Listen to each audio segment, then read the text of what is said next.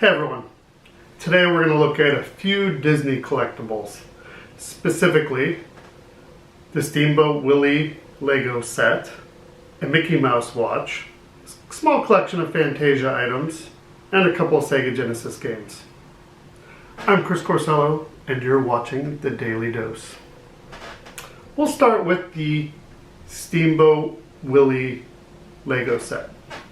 It's probably the most interesting thing in the collection.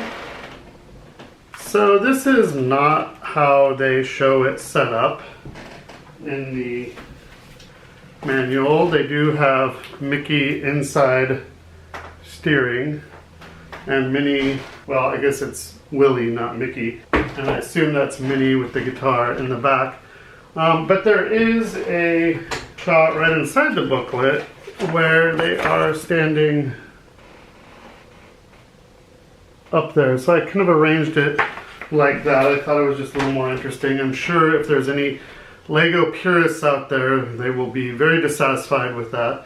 There's probably some pieces missing on this. There is this wheel system on the bottom that causes the steam towers to go up and down as the wheels spin. This one isn't really quite working properly. You can see it kind of goes up and down. Also, the little cargo hook on the back actually works as well. I didn't build this. This is the way I got it. So yeah, there might be a few pieces missing and such. But it's still pretty cool, and I'm glad to have it in my collection. Also came with little classic Mickey ears placard. Next we're going to look at a Mickey Mouse watch. Unfortunately, the wristband has been removed at some point in the past, which probably, my guess is, detracts from the value considerably.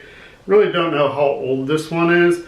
Looking up Disney watches, Mickey Mouse watches specifically, it's very difficult. There were a lot of them made, a lot of different editions and varieties, so it's pretty difficult to find them.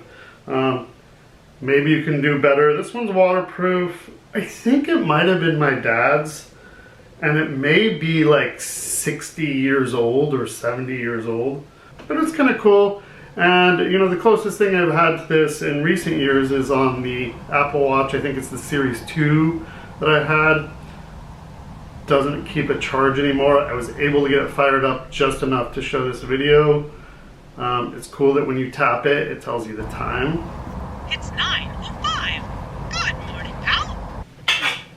While we're at it, I came across this. Just a little button. I don't collect very many VHS tapes. You can see I have a couple. This one is in a very nice case. The VHS cases a lot of times were cardboard. These like plastic clamshells were really like the high end. This one was obviously a rental at some point. You can see the sticker still on there. The big old VHS tape. As I've said before, Be Kind, Rewind. Pretty nice looking box. Like Disney is usually pretty good about that. It's funny, this even has a sticker that looks like was added by the rental place that says VHS, just in case you weren't sure, because it could have been beta. I also have child's book, The Sorcerer's Apprentice. Illustrations are pretty nice. Bought this at a thrift store, I don't know how many years ago, for like 49 cents. Seriously, the illustrations are beautiful. It's all color. The iconic dancing brooms. That's a great little book. I'm sure it's not worth much more than the 49 cents I paid for it, because if I've learned anything from Pawn Stars, it's that condition is everything when it comes to books. And you can see this is pretty worn on the edges, and there's minor rip in the cover, things like that. So, but it's worth about 49 cents. I also have the fun little Sorcerer's Apprentice figurine, Mickey Mouse again. I doubt this is very rare or collectible, not worth a lot, but it's nicely done. It's cool. I like it. It looks good on the background shelf here I have. And as I mentioned in a previous video, I'm collecting DVDs again. So of course, I'm not going to have the VHS without having the DVD of Fantasia. This one, it looks a little faded. Looks like it might have got some sun, but I did only pay $2 for it at the thrift store. And certainly, you know, it plays back, and it's got the little insert that came with it. It doesn't really tell you much except the chapter listings. So it's definitely not the deluxe version, but hey, $2, who can complain? It's a Sega Genesis game, and it is, in fact, the Fantasia Sega Genesis game. I will be in the future doing videos on classic video games.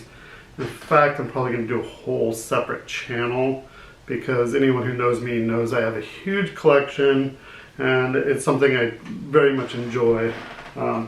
So I won't do any screen captures of this here, but if you're interested in that sort of thing, when that happens, if you're watching this in the future, I'll put some sort of link down in the bottom.